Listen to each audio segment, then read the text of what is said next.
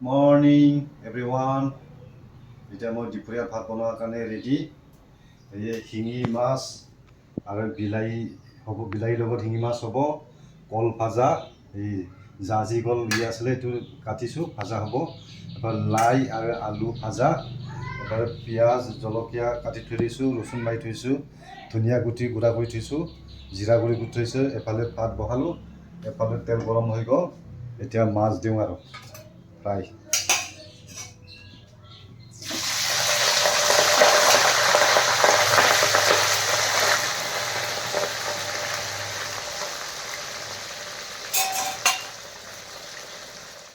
এই মাছটো মই ফ্ৰাই উঠালোঁ এতিয়া বিলাহী ভাজোঁ এই মছলা পাতি দি লওঁ এই দিলোঁ মছলা পাতি